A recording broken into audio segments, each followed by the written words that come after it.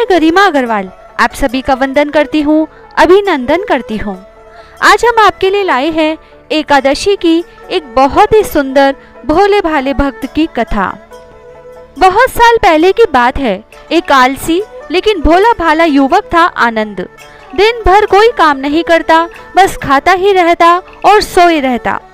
एक दिन घर वालों ने कहा, यहाँ से चले जाओ, घर से निकलो, कोई काम धाम करते नहीं हो, बस पड़े रहते हो। वह घर से निकलकर यूं ही भटकते हुए एक आश्रम में पहुंचा। वहां उसने देखा कि एक गुरुजी है और उनके शिष्य कोई काम नहीं करते, बस मंदिर की पूजा करते हैं। उसने मन में सोचा, यह तो बहुत बढ़िया है, कोई काम धाम नहीं, बस पूजा ही तो करना है। गुरुजी के पास जाकर पूछा, क्या मैं यहाँ रह सकता हूँ? गुरुजी ने बोला, हाँ हाँ, क्यों नहीं। फिर उसने कहा, लेकिन मैं कोई काम नहीं कर सकता हूँ।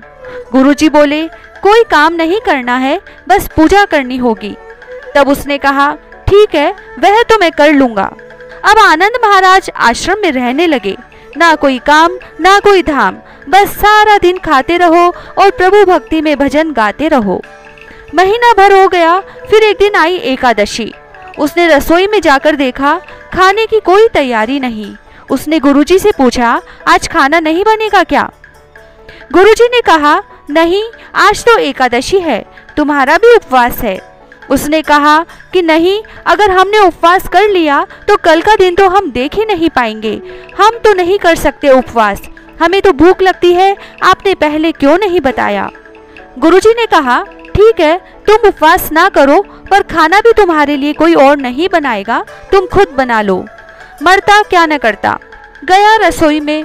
तब गुरुजी फिर आए और बोले, देखो, अगर तुम खाना बना लो तो राम जी को भोग जरूर लगा लेना और नदी के उस पार जाकर बना लो रसोई। ठीक है, ऐसा कहकर लकड़ी, आटा, तेल, घी, सब्जी लेकर आनंद महाराज चले गए। जैसे तैसे खाना भी बनाया। खाने लगा तो याद आया कि गुरुजी ने कहा था कि राम जी को भोग लगाना है। लगा भजन गाने, आओ मेरे राम जी, भोग लगाओ जी, प्रभु राम आइए, श्री राम आइए, मेरे भोजन का भोग लगाइए। कोई न आया तो बेचैन हो गया। यहाँ तो भूख लग रही है और राम जी आ ही नहीं रहे। भोला मानस जानता नहीं था कि प्रभु साक्षात तो आएंगे नहीं, पर गुरुजी की बात मानना जरूरी था। फिर उसने कहा, देखो प्रभु राम जी, मैं समझ गया कि आप क्यों नहीं आ रहे हैं।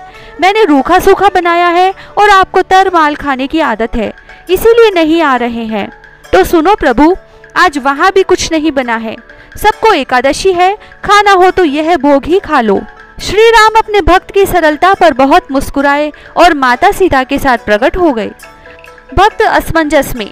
गुरुजी ने तो कहा था कि राम जी आएंगे, पर यहाँ तो माता सीता भी आई है और मैंने तो भोजन बस 2 लोगों का बनाया है।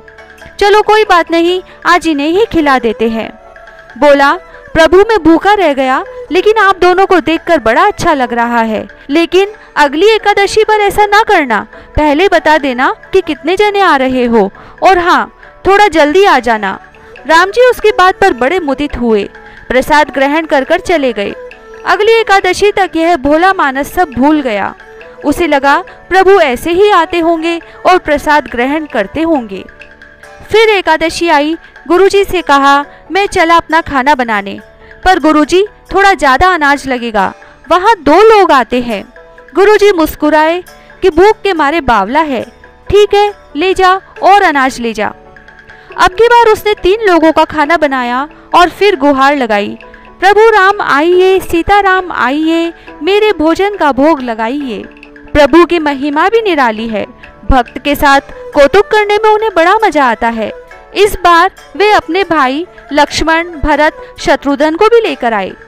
भक्त को चक्कर आ गया, यह क्या हुआ? एक का भोजन बनाया तो 2 आए और आज 2 का खाना बनाया तो पूरा खानदान आ गया। लगता है आज भी भूखा ही रहना पड़ेगा।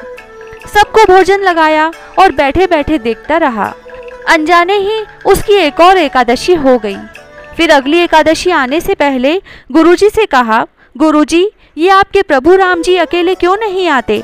हर बार कितने सारे लोग ले आते हैं, इस बार अनाज ज्यादा देना। गुरुजी को लगा यह कहीं अनाज बेचता तो नहीं है, देखना पड़ेगा जाकर। भंडार वाले को कहा, इसे जितना अनाज चाहिए दे दो और खुद छुपकर उसे देखने चल पड़े। इस बार आनंद ने सोचा, खाना पहले नहीं बनाऊंगा, पता नहीं कितने लोग आ जाएं, और पहले बुला लेता हूँ फिर बनाता हूँ। फिर भगवान जी को टेर लगाई, प्रभु राम आइए, श्री राम आइए, मेरे भोजन का भोग लगाइए। सारा राम दरबार मौजूद। इस बार तो हनुमान जी भी साथ आए, लेकिन यह है क्या, प्रसाद तो तैयार ही नहीं है। भक्त ठहरा भोला भाला, बोला, प्रभु इस बार मैंने खाना ही नहीं बनाया।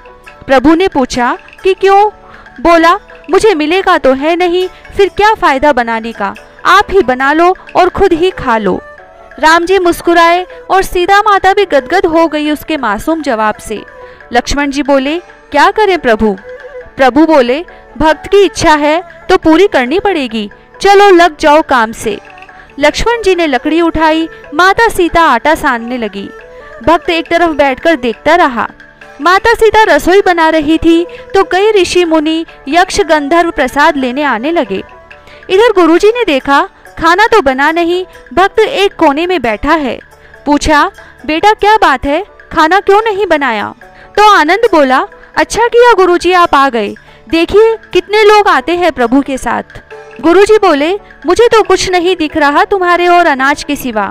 भक्त ने माथा पकड़ लिया, एक तो इतनी मेहनत करवाते हैं प्रभु, भूखा भी रखते हैं और ऊपर से गुरुजी को दिख भी नहीं रहे, यह तो बड़ी मुसीबत है। प्रभु से कहा, आप गुरुजी को क्यों नहीं दिख रहे हैं? प्रभु बोले, मैं उन्हें नहीं दिख सकता। तो वह बोला, क्यों? वे तो बड़े पंडित हैं, ज्ञानी हैं, विद्वान हैं, उन्हें तो बहुत कुछ आता है, उनको क्यों नहीं दिखते आप? प्रभु बोले कि माना कि उनको सब आता है, पर वे सरल नहीं है तुम्हारी तरह, इसलिए उनको नहीं देख सकता।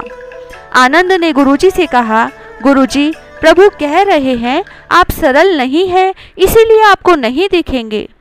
गुरुजी रोने लगे, वाकई मैंने सब कुछ पाया पर सरलता नहीं पा सका तुम्हारी तरह, और प्रभु तो मन की सरलता से ही मिलते हैं। तब आनंद ने प्रभु से प्रार्थना की कि प्रभु मेरे गुरुजी को भी आपको दर्शन देने पड़ेंगे।